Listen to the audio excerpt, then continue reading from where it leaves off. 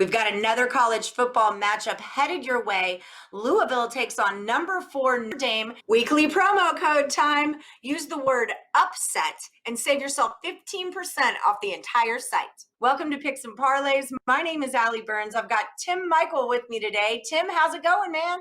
Good, Allie. How's it going over there for yourself? It's rocking and rolling. It's not in the hundreds anymore in Las Vegas. We're getting some fall weather, and I cannot complain. So this matchup, this could be a good one here. I'm showing Notre Dame is the favorite, minus 17, and the total is at 61 and a half. So tell me, what's the play on this one? Well, Allie, you know what? I think it's interesting to note that Notre Dame is playing in a conference for the first time in its 132-year history here. So far, the Irish, well, they're 2-0 with wins over Duke and Florida State. The Irish are dominating early with the run game, averaging 270 yards per game.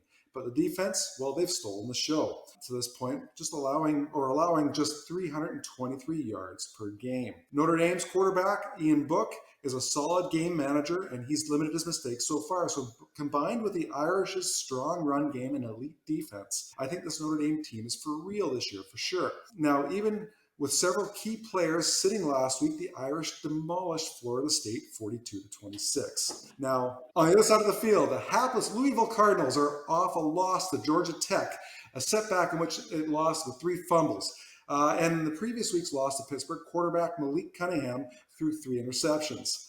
Now, to make matters worse for the floundering Louisville Cardinals, it'll arrive at Notre Dame without the services of cornerback Marlon Character in the first half of the game after being ejected for targeting in last week's loss to the Yellow Jackets. Notre Dame, well, won this game last year by a score of 35-17, but I expect a much bigger lopsided beatdown this year. Louisville is just 2-0 in its last 10 on the road, and the offense is averaging just 29 points per game, and the Cardinals have converted just 39% of their third down conversions. Defensively, Louisville has actually been decent, but it has for sure struggled in getting off the field, posting a 44.6% opponent third down conversion rate, and 11 of 15 defensive red zone possessions have ended with a touchdown with its opponent. Now, note that the Irish have allowed just 8 third down conversions in 44 attempts so far this season. And they've also limited their opponents to just 8 trips total inside the red zone. The Irish are also 6-1 against the spread in their last 7 games following a straight up win, while the Cardinals are only 1-3-1 against the spread in their last 5 games as an underdog. I love the Irish here, Allie. Louisville has been terrible on the road, and it's dealing with injuries. This one has blowout written all over it, in my opinion, so that's my pick. I'll suggest to lay the points on the favorite in this one. I'm like on the total opposite side of this, although you always make really, really good points.